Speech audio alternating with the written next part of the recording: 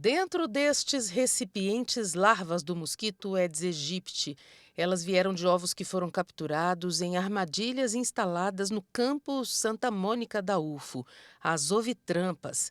Elas são feitas com recipientes, aqui vasos de plantas perfurados. Isso para simular um ambiente perfeito para a criação do mosquito. Depois tem uma paleta de madeira, onde os ovos são depositados e levados para amostragem. Neste campus tem 5 armadilhas do mesmo tipo. Monitoramento semanal, até a temperatura da água e do ambiente. São 2 termômetros que nós trabalhamos em campo. Esse é o analógico, que ele tem aqui um bulbo, um reservatório com água, onde deste lado a umidade, a temperatura ela é menor e desse lado a temperatura é maior. Então, entre a maior ou a máxima e a menor, a gente tem o que nós chamamos de amplitude térmica. E ao mesmo tempo aqui a gente consegue identificar a chamada umidade relativa.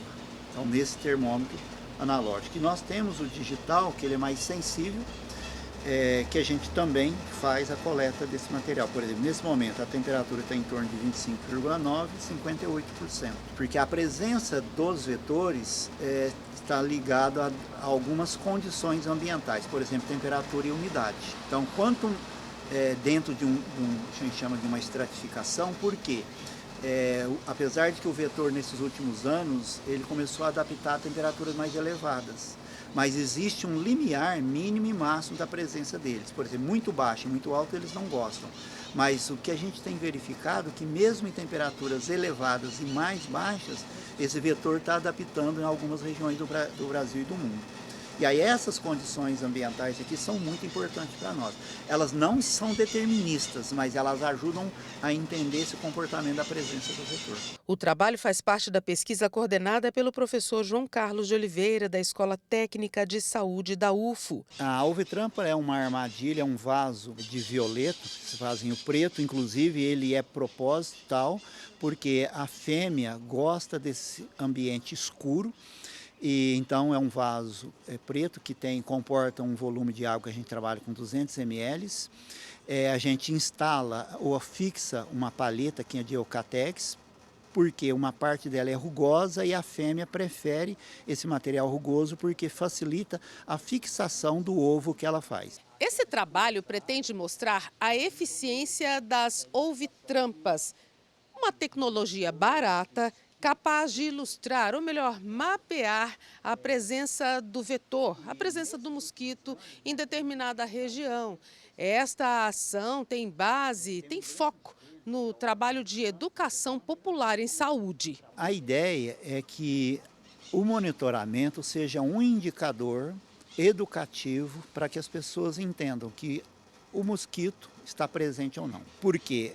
O vetor ele está em todos os lugares? Sim e não, mas ele está presente em alguns lugares mais especificamente. Como você falou, então as ações poderão ser mais efetivas e eficazes naquela região, naquele local, para que as pessoas cuidem mais dos seus lugares junto com os diferentes segmentos. O comportamento do mosquito está mudando. Nesses últimos anos, nós temos observado que aquela ideia que era a partir do 7º dia que os ovos eclodiam, isso não é verdade mais. A gente tem verificado, quando a gente chega no dia que a gente faz o monitoramento, que é no 7º dia, a gente já encontra larvas e encontra pupa. O que significa isso? Que a eclosão foi muito antes, sei lá, no 3º, 4º dia, porque se temos pupa, já tem um intervalo muito grande. Lógico que a gente tem verificado que esses vetores, todos os ciclos deles têm antecipado. No laboratório, com a ajuda das lupas microscópicas, é possível fazer a contagem de ovos viáveis, dos que eclodiram, dos danificados e depois eles são levados para um mosquitário. E aí é possível observar direitinho o ciclo de vida do Aedes aegypti, que dura cerca de 20 dias. Desse jeito aí, no mosquitário não tem perigo. O mosquito livre é que tem contato com o sangue humano e só depois tem o poder de transportar o vírus de pessoa para pessoa. O trabalho que você está conhecendo hoje tem a parceria do Instituto Federal do Triângulo Mineiro e tem a participação de alunos bolsistas do ensino médio, superior e também do ensino técnico. Eu estou dentro desse projeto desde setembro, né, do ano passado, e para mim é muito bacana conciliar o curso técnico em enfermagem com esse projeto da área ambiental, porque aí eu consegui, aqui junto com a coordenação do professor João, né, trazer dados epidemiológicos, né, lá junto com o meu curso, e também uma parte que eu gosto muito, que é essa parte da comunicação, né, de falar, de comunicar, de trazer para as pessoas comuns, onde eu convivo, na comunidade, no bairro, os dados epidemiológicos que eu consigo aqui na pesquisa, e assim a gente faz essa mobilização social dentro da unidade básica de saúde, por exemplo. Então, o que a gente tem proposto do ponto de vista da vigilância em saúde, educação em saúde? Que nós temos que estar vigilantes 24 horas no dia. Quanto mais nós cuidarmos do nosso ambiente, seja local de trabalho, de escola, na rua, na praça, nos diferentes lugares, é de fundamental importância. E aí tem que ser todo mundo mesmo, de uma maneira em rede, de uma maneira intersetorial.